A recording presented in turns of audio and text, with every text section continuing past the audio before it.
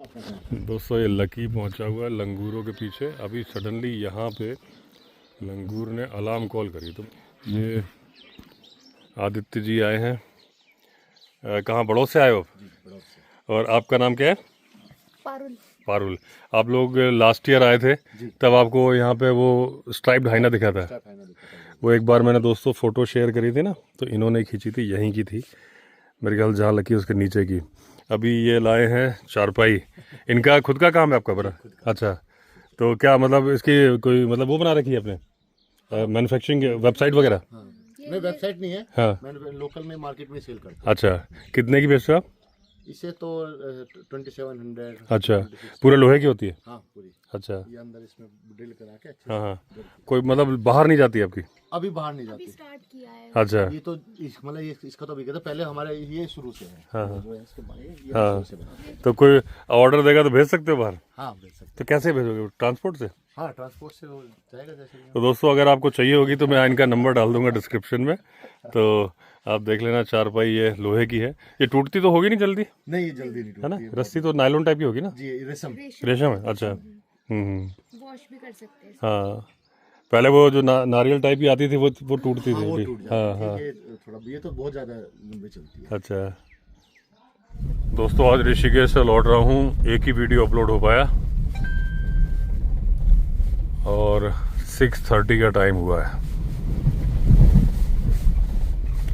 लेकिन अभी कोई सूचना नहीं है कि सामने हाथी हो।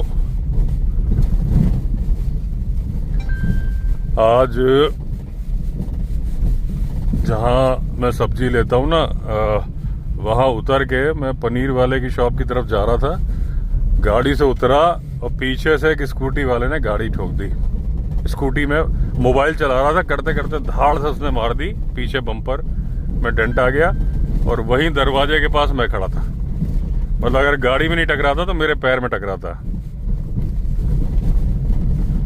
मैंने थोड़ा बहुत उसको डांटा, बाकी तो क्या बोलना था। मैंने कहा भाई, बोला सर ऑफिस से फ़ोन आ गया था। मैंने ऑफिस से फ़ोन आ गया था भैया, तुम तो अपनी जान पे खेल रहे हो और अपनी छोड़ो, तुमने तो मेरे को निपटा दिया था। अभी ठोकते तो फ्रैक्चर तो होना ही था। बोला नहीं सर ऐसा तो कभी नहीं होता। मैं तुम्हें पता है कि ऐसा कभी नहीं होता। मैं जाओ फिर क्या है। तो प्लास्टिक वाला पार्ट में डेंट आया है, लाइट तो नहीं फूटी। अब मारुति की वर्कशॉप में जाऊंगा, मेरे ख्याल से तो वो डेंट ठीक हो जाएगा ठोक के। अगर उसका लॉक टूट गया होगा तो फिर बम्पर चेंज होगा। अब इसको भी दो तरीके से देखना है। एक तो गाड़ी में थोड़ा सा नुकसान हो गया और दूसरा ये कि गाड़ी ने मुझे बचा लिया। अगर वो गाड़ी में नहीं ठुकता, बिल्कुल बगल में मैं था, तो मुझे चोट लगती तो बड़ा मैटर होता। तो पॉजिटिव वे में भी देख रहा हूँ भैया, मैं बच गया।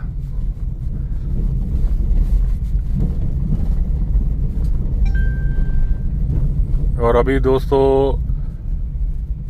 जो इलेक्ट्रिक फेंसिंग के लिए कर रहे हैं, तो अभी 2 लोगों ने बोला है।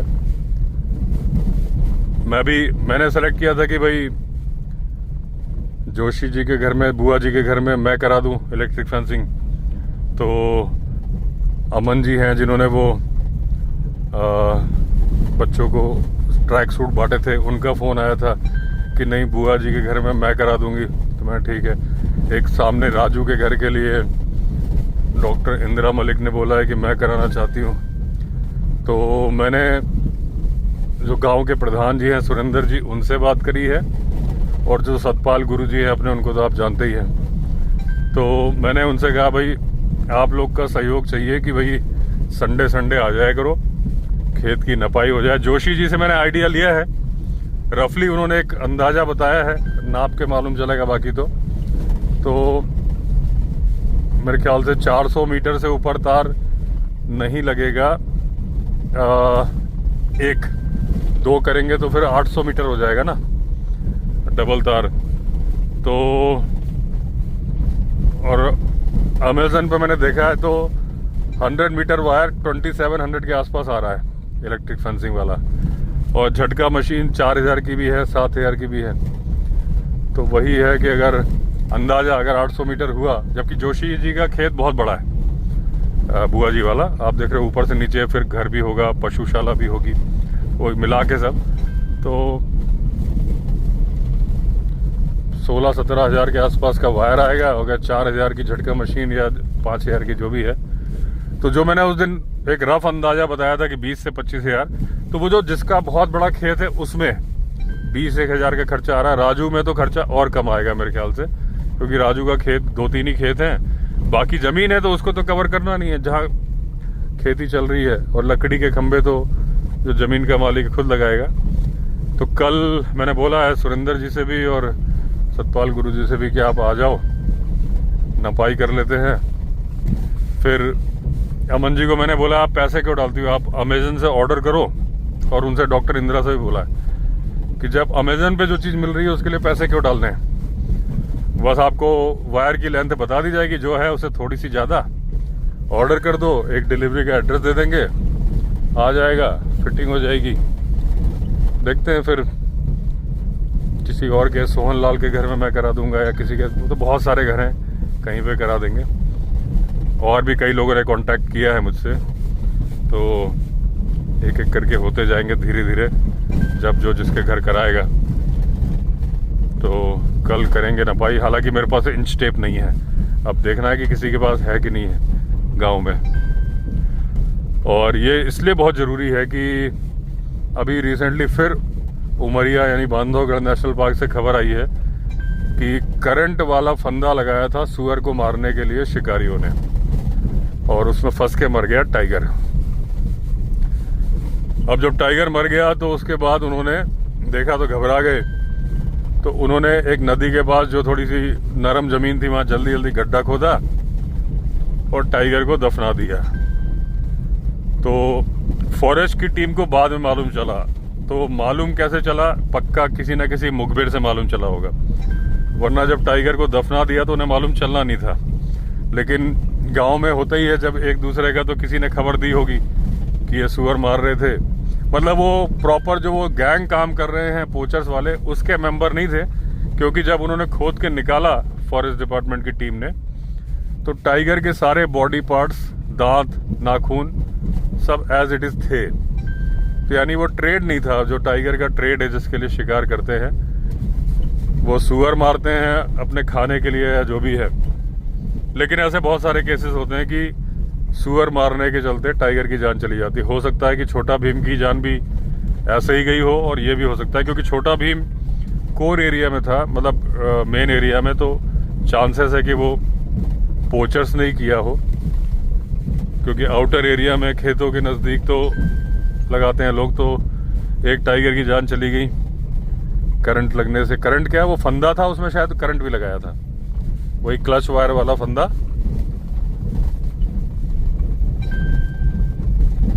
ऐसे ही अभी जो वायनाड में, केरला में टाइगर या टाइगरेस मरी थी, मतलब मरी पाई गई थी, पोस्टमार्टम की रिपोर्ट आई नहीं है, तो मालूम चला नहीं है कि उसकी चोटें कैसे थी। एक घर के पीछे मरी पाई गई थी, तो अभी उसकी रिपोर्ट आई नहीं है, तो एग्जैक्टली रीजन नहीं मालूम है कि वो टेरिटोरियल फाइट में मरी थी कि उसको किसी ने मारा है।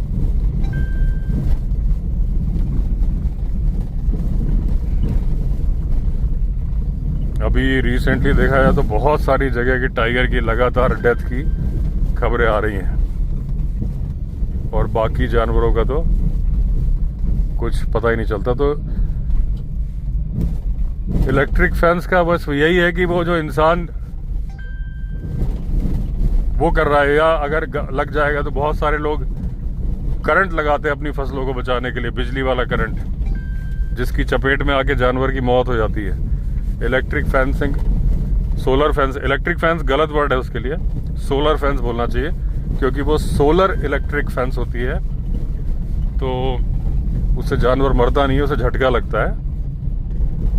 और मैंने अभी जोशी जी से सलाह मशवरा किया था, तो बोले हाँ 2 वायर ठीक है, 1-1.5 फीट के गैप में लगा दिया जाए तो जानवर नहीं आ पाएगा, क्योंकि जानवर को इतना समझदार तो है नहीं कि एक पैर निकाले फिर दूसरा निकाले। और अगर वो इतना समझदार है तो जो हाथी आता है, तो मैंने खुद देखा है एक बार ढेला में, एक रिजॉर्ट के पास में इलेक्ट्रिक फेंसिंग थी, तो हाथी पेड़ की डाल तोड़ के उस पे इलेक्ट्रिक फेंस पे, यानी सोलर फेंस पे मार रहा था, और उसको तोड़ देता है। वो जो हाथी में तो प्रेशर बहुत ज़्यादा, सूंड में बहुत ज़्यादा प्रेशर होता है।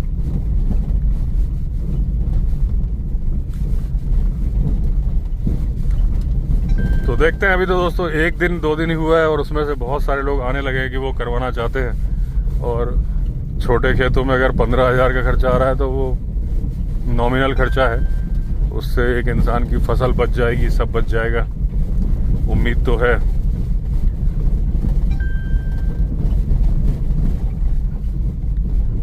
बाकी कल मैं पास के फॉरेस्ट ऑफिसर से बात कर लूँगा। बाकी गांव के प्रधान को भी लिया है मैंने, और सतपाल गुरुजी भी अच्छे समाज सेवक भी हैं, तो सबसे पता भी करवा लूँगा भाई कि उसके लिए अगर कोई अपने खेत में सोलर फेंसिंग लगा रहा है तो क्या उसको कोई इन्फॉर्मेशन देनी है डिपार्टमेंट को या परमिशन लेनी है।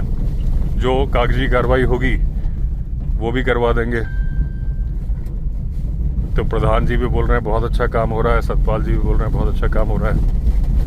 और जब ये अमेज़न पे मिल रहा है, आज मैंने उनको भी फ़ोन किया था,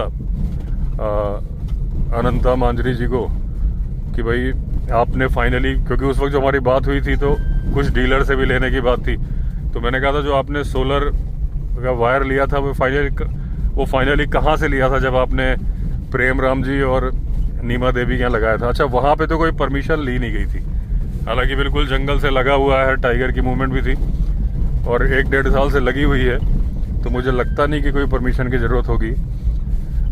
खेत का बचाव और जानवर का भी बचाव ही है, उसमें कोई गलत काम तो है ही नहीं। और फॉरेस्ट डिपार्टमेंट की चौकियाँ भी सब इलेक्ट्रिक फेंसिंग से कवर्ड रहती हैं, जंगल में भी हर जगह। तो जैसे फॉरेस्ट डिपार्टमेंट की टीम का बचाव होना चाहिए वैसे इंसानों का होना चाहिए। तो अनंता मांजरी जी ने कहा कि फाइनली उन्होंने कई डीलर से लिया था रेट वगैरह, फाइनली उन्होंने ऑनलाइन ऑर्डर किया था, तो जितना भी सामान था सारा ऑनलाइन ऑर्डर था। तो अब वो वाली बात भी ख़त्म हो गई कि किसी के अकाउंट में पैसे डालने हैं। अब तो ये है कि आप अकाउंट, क्योंकि ऑनलाइन ऑर्डर तो कोई भी कर सकता है और उल्टा जो गांव का किसान है वो नहीं कर पाएगा, जो पैसे दे रहा है और कोई कहीं बैठा है, यूएस में है, कोई कहीं है, कर सकता है ऑर्डर। तो बस नाप बता दी जाए कि भाई इतना वायर चाहिए, एक झटका मशीन चाहिए, ऑर्डर कर दिया जाए, जो भी डिलीवरी एड्रेस है वहाँ दे दिया जाए तो वहाँ डिलीवरी हो जाएगी। फिर जब फिटिंग होगी तो उसका वीडियो बना के, इस गांव के तो वीडियो मैं ही डालूँगा और वो अपना इन्फॉर्मेशन मिल जाएगी। जब डिलीवरी में सामान आएगा उसका भी वीडियो बना देंगे, जब वो सामान खुलेगा, झटका मशीन या उसका वायर, उसका भी वीडियो बना देंगे। देखते हैं कहाँ तक जाती है मुहिम। अभी तो लग रहा है कि अच्छा ही होगा, और जब अच्छी नीयत से कोई काम किया जाए तो अच्छा ही होगा। क्योंकि दोस्तों जब एक बार जानवरों से नफरत की भावना खत्म हो जाएगी ना, तो बहुत मेरे ख्याल से अच्छा हो जाएगा। इसका बहुत बड़ा उदाहरण आप लोग जानते होंगे, जवाई राजस्थान में है, मैं गया हूँ, मेरे वीडियो है। एक जानवर भागा है, जानवर भागा है, जानवर भागा है, नदी की तरफ गया है,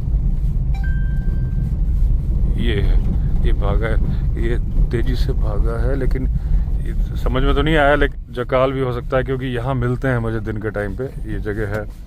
और बाद में भागते भागते मुझे समझ में आया कि 2 हैं, तो फिर वो जकाल ही होगा।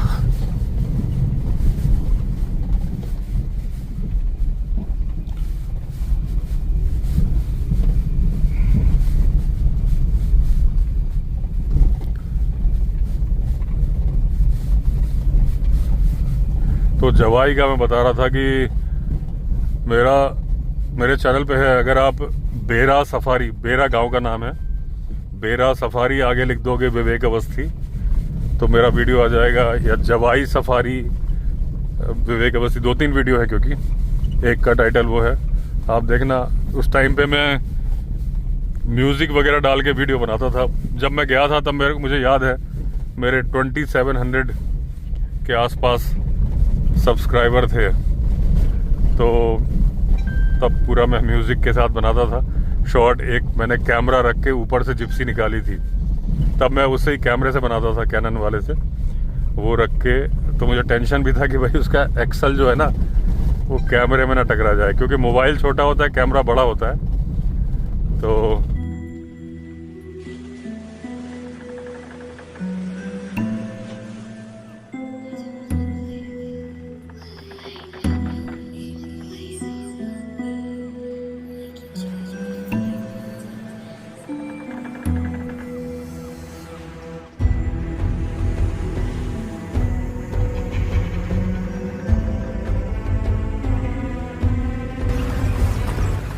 अरे अवस्थी जी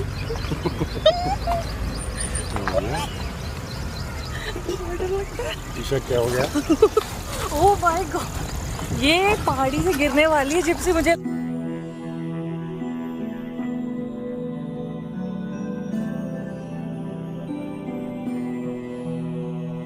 दोस्तों अर्ली मॉर्निंग हम लोग निकल गए सफारी का, और निकलते साथ ही एक चांस दिखा था लेपर्ड का। हमारे ड्राइवर साहब और गाइड हैं, उन्होंने बोला तो है कि 100% चांस है।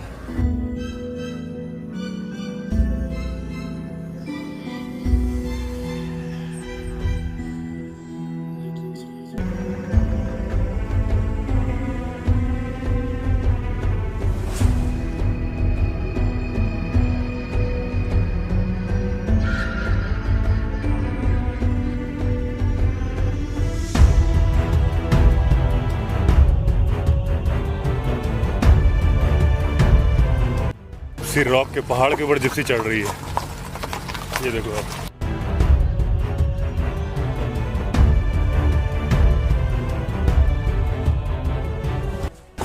हम लोग हिल टॉप पे आ गए, जिप्सी के ऊपर बैठ गए एकदम पहाड़ के ऊपर।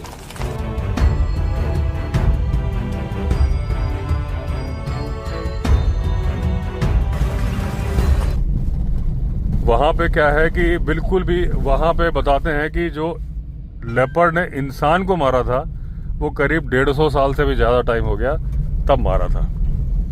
एक भी इंसान को नहीं मारा है, और इंसानों के पास से खेतों से लेपर्ड निकल जाते हैं, और इंसान को भी कोई डर नहीं है, क्योंकि वहाँ पे ये इलेक्ट्रिक फेंसिंग वाली बात नहीं है। वहाँ पे दूसरी बात है, थोड़ा सा धार्मिक टच है कि भाई माता रानी का वाहन मानते हैं। कई लोग बोलते हैं कि भाई माता रानी के वाहन तो टाइगर होता है, कई बोलते हैं बब्बर शेर होता है, सारे होते हैं। और लेपर्ड भी कैट फैमिली से है, तो उसे भी माता रानी का वाहन मानते हैं। और दूसरा एक मुआवजा सिस्टम भी चालू किया था, एक वहाँ पे थे, मैं उनका नाम भूल रहा हूँ, वो मतलब शायद राजघराने से थे या अच्छे जमींदार टाइप के थे, उनके पास पैसे बहुत थे, तो उन्होंने पर्सनली देना शुरू किया था कि भाई तुम्हारी बकरी मर गई, मतलब क्या खर्चा है, चलो 5,000 है, तुम 5,000 मुझसे लो, लेपर्ड को कुछ मत बोलो। तो गवर्नमेंट से तो मुआवजा मिलने में टाइम लगता है, लेकिन प्राइवेट लेवल पे जब काम होता है, जैसे अभी मैंने ये इलेक्ट्रिक फेंसिंग वाला काम करने का सोचा है, प्राइवेट लेवल पे है तो इमीडिएट होगा। किसी ने ऑर्डर किया, सामान आया, फिटिंग हुई, काम खत्म, ना कोई सैंक्शन ना कुछ, काम हो गया। तो उसमें जब उन्होंने वो देना शुरू किया कि भाई तुम लेपर्ड को मत मारो और मैं तुम्हें पैसे दूंगा, वो घर जाके देते थे, तो बस ये हो गया। तो कुछ लोग तो ये मान लेते कि भाई हमारा चलो माता रानी को चढ़ावा चढ़ गया, कुछ नहीं करते। तो वो लेपर्ड ऐसा नहीं कि शिकार नहीं करते, पिकॉक का भी शिकार करते। मुझे लेपर्ड दिखा भी था उस पर, एक सफारी में 2 करी थी, उसमें से एक में दिखा था। तो वहाँ साइटिंग बहुत ज़्यादा है, और वहाँ सब वो कोई नेशनल पार्क नहीं है, मुझे तो नहीं लगता कि वो सेंचुरी है कि नहीं है, बस वो वहाँ पे सफारी का काम होता है। एक तो लोकल लोगों को रोजगार मिला हुआ है, और सारा काम प्राइवेट लेवल पे। जो ट्रैकर होते हैं नॉर्मल बाइक से घूमते हैं, लेपर्ड ट्रैकर बोलते हैं, उनकी कोई सैलरी नहीं होती, उनको रिजॉर्ट वाले पैसा देते हैं, और सफारी वाले, जिप्सी वाले, तो वो क्या है, सुबह से अपने अपने निकल जाते हैं, और उनके खास पॉइंट्स हैं, और वो सारी ज्वालामुखी का जो लावा निकलता है ना, वो वाली रॉक्स हैं, उसमें लेपर्ड के अड्डे हैं, वो देखते हैं, जहाँ दिखता है मोबाइल फ़ोन कर देते हैं। जो जिन जिन रिजॉर्ट से या जिन जिन जिप्सी वालों से उन्हें पैसा मिलता है, उन्हें इन्फॉर्म कर देते हैं कि भाई यहाँ पे लेपर्ड साइट हो रहा है, बस। तो वो अपनी जिप्सी लेके पहुँच जाते हैं, दिख जाता है, बढ़िया, जानवर भी प्रोटेक्टेड है, किसी को कोई शिकायत भी नहीं है। मैं थोड़ा यहाँ काम है मुझे ना, शमशेर ने कुछ काम बोला है शुभम से, एक बार शुभम को कॉल कर दूँ। तो चलिए दोस्तों, सामान ले लिया है, अब बस पहुँचने वाला हूँ। तो एंड करता हूँ वीडियो को। अगर आपने चैनल सब्सक्राइब नहीं किया तो चैनल सब्सक्राइब कर लीजिए। फिर मिलते हैं, तब तक के लिए all the best. Vande Mataram.